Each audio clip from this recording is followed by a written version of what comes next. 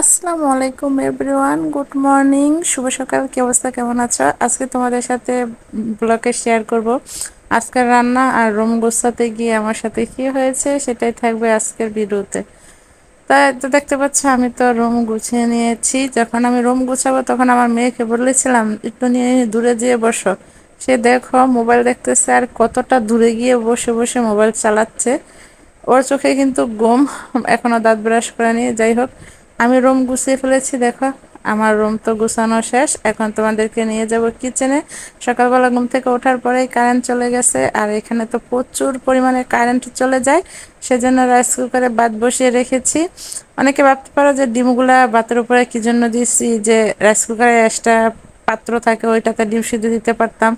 কিন্তু যদি কারেন্ট নেই, দেখো কারেন্ট যদি না আসে তাহলে আমার অবশ্যই রান্না করতে হবে গ্যাসে। সেজন্য ভাতের মধ্যে দিয়েছি। এখানে হচ্ছে আদা রসুন, এখানে নিয়েছি মুরগির মাংস, আর এখানে দেখতে পাচ্ছ টমেটো। টমেটো সস নেই ঘরের মধ্যে, সেজন্য একটা টমেটো নিয়ে নিয়েছি গোটা। এটা ব্লেন্ডার করে দিয়ে দিব মাংসের মধ্যে, আর এভাবে দিয়ে খেয়ে দেখতে পারো। আর এখানে পেঁয়াজ কুচি আর আলু নিয়েছি। আলুটা আমার মেয়ে অনেক পছন্দ করে। শুকনা বুনা করলেও আলু দিতে হয়, জোল করে রান্না করলেও আলু দিতে হয়।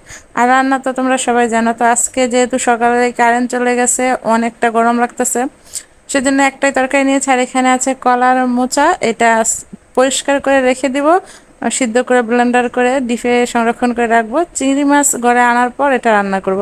আর দেখো, এটা হচ্ছে আমার কিচেনের জানালা। এই জানালা দিয়ে কিন্তু প্রচুর বাতাস আসে, আর এই জানালার পিছন দিয়ে কিন্তু আমার এই কলা বাগানটা দেখা যায়।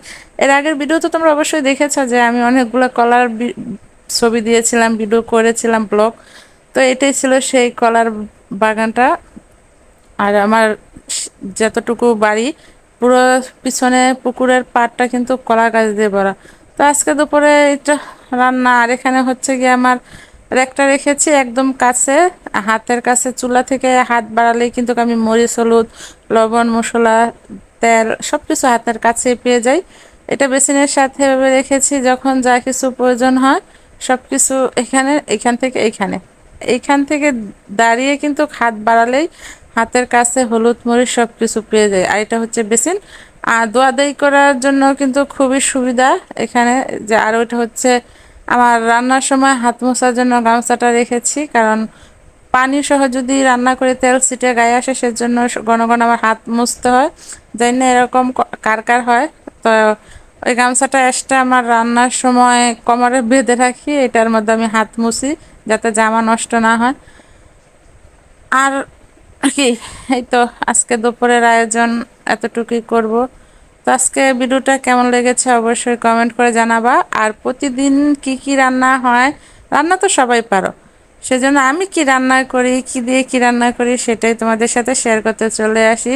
তো গরমের মধ্যে আজকে মুরগির মাংসের ভিডিওটা শেয়ার করতে পারলাম না, কারণ মনে হয় না যে কারেন্ট আসবে এত তাড়াতাড়ি। তো দেখতে পাচ্ছ, এই যে এটা কিন্তু খুবই ভালো এবং উপকারী। এটার মধ্যে ডিম সিদ্ধ, যদি কারেন্ট আসে তাহলে কিন্তু এটার মধ্যে ডিমটা তুলে দিয়ে দিব, আর সাথে কিছু মিষ্টি আলু সিদ্ধ করে নিব। আর যদি কারেন্ট না আসে তাহলে গ্যাসের চুলায় রান্না করতে হবে। গ্যাসের চুলায় রান্না করলে তো আর কিছু করার না। এটাই হচ্ছে আমার সেই হাত পোছার জন্য গামছাটা।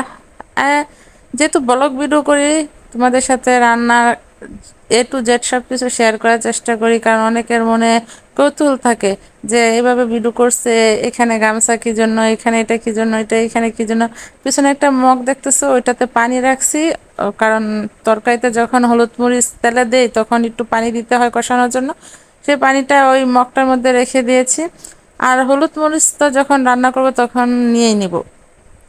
তো সবাইকে ধন্যবাদ তোমাদের মূল্যবান সময় নিয়ে আমার ভিডিওটি দেখার জন্য। আর ভিডিও ভালো লাগলে অবশ্যই লাইক, কমেন্ট, শেয়ার করতে ভুলবে না।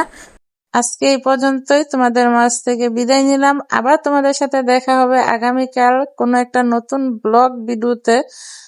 তো ততদিন পর্যন্ত সবাই ভালো থেকো, সুস্থ থেকো, আর আমার চ্যানেলটাকে সাবস্ক্রাইব করে আমার পাশে থেকো।